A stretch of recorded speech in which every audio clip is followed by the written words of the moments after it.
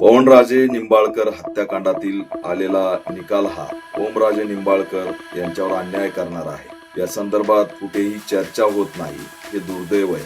आरोपी असलेले पदमसिंह पाटील हे सध्याच्या उपमुख्यमंत्री सुनेत्राताई पवार यांचे सख्खे भाऊ आहेत।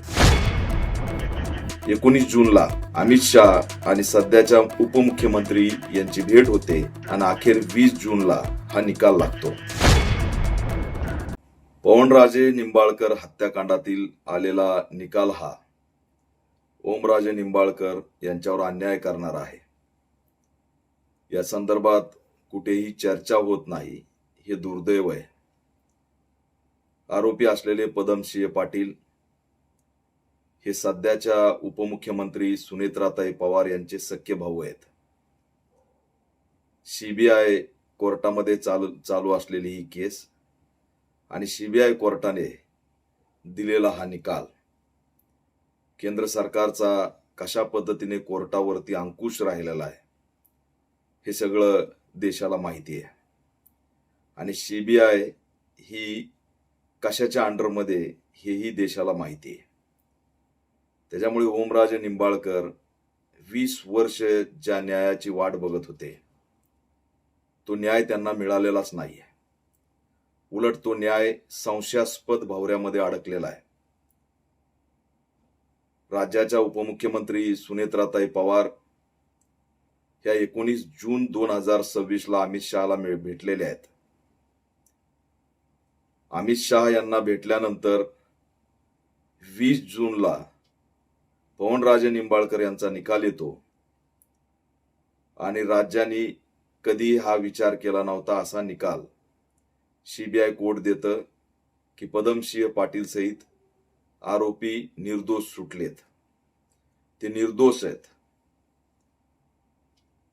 टायगर ऑपरेशनची भनक सगळ्यांना लागली होती आणि ओमराजे निंबाळकर या टायगर ऑपरेशन मध्ये सहभागी होण्यासाठी याचसाठी तयार झाले असावेत की पवनराजे निंबाळकर या त्यांच्या वडिलांना न्याय मिळेल। परंतु 2 महिन्यात निकालाची 3दा तारीख फिरते। किती गंभीर आहे की या प्रकरणातील निकालाची तारीख संशयास्पदपणे 2 महिन्यात 3दा जाहीर झाली। 14 मे 2026 ला निकाल येणार होता, पुन्हा 16 जून 2026 ला निकाल येणार होता। 19 जूनला अमित शाह आणि सध्याच्या उपमुख्यमंत्री यांची भेट होते आणि अखेर 20 जूनला हा निकाल लागतो। त्यानंतर तात्काळ ओमराजे निंबाळकर टायगर ऑपरेशनचा भाग व्हायचा की नाही याचा विचार करतात आणि पुन्हा अमित शाह हायकोर्टात जाऊन त्या ठिकाणी ही केस चालू अशा पद्धतीचं आश्वासन देतात।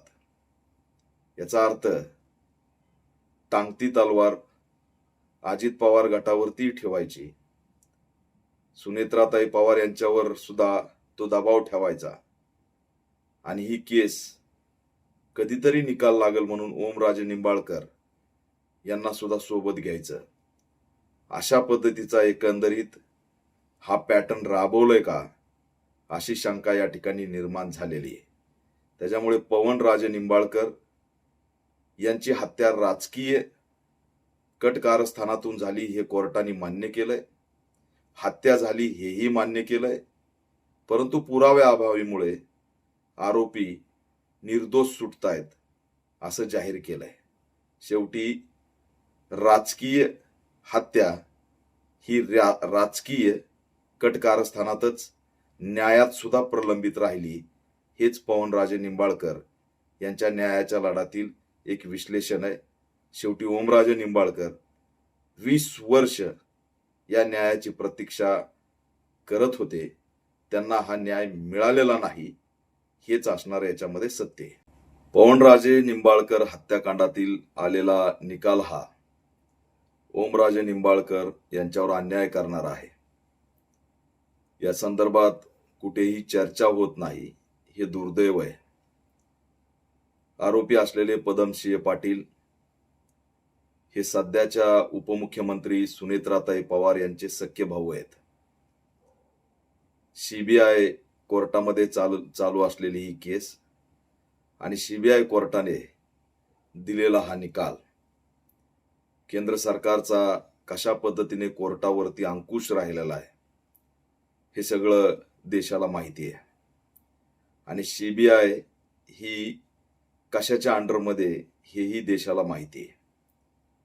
त्याच्यामुळे ओमराजे निंबाळकर 20 वर्ष ज्या न्यायाची वाट बघत होते, तो न्याय त्यांना मिळालेलाच नाहीये.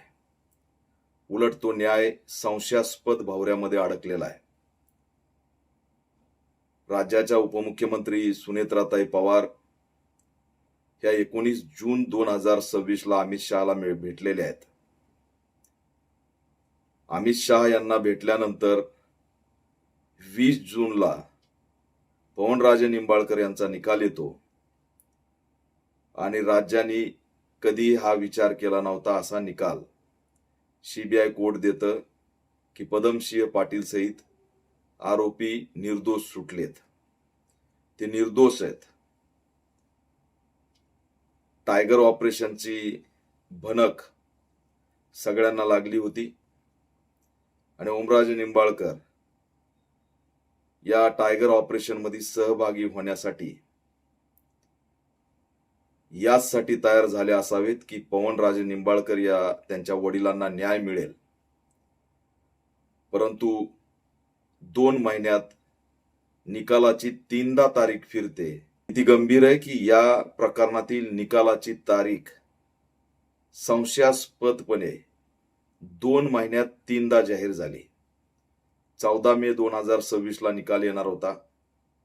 पुन्हा 16 जून 2026 ला निकाल येणार होता.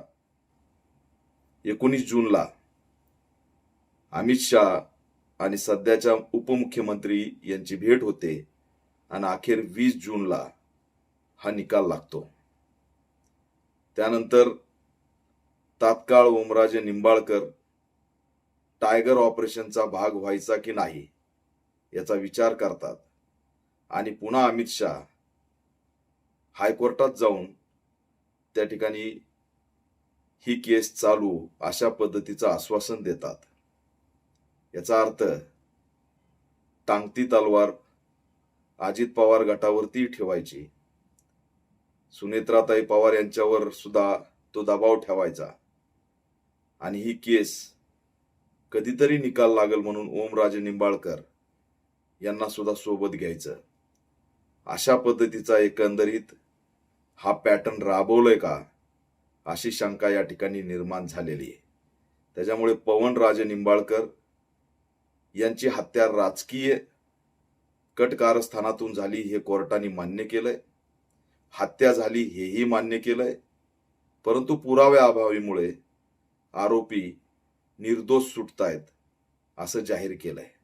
शेवटी राजकीय हत्या ही राजकीय कटकारस्थानातच न्यायात सुद्धा प्रलंबित राहिली. हेच पवनराजे निंबाळकर यांच्या न्यायाच्या लढ्यातील एक विश्लेषण आहे.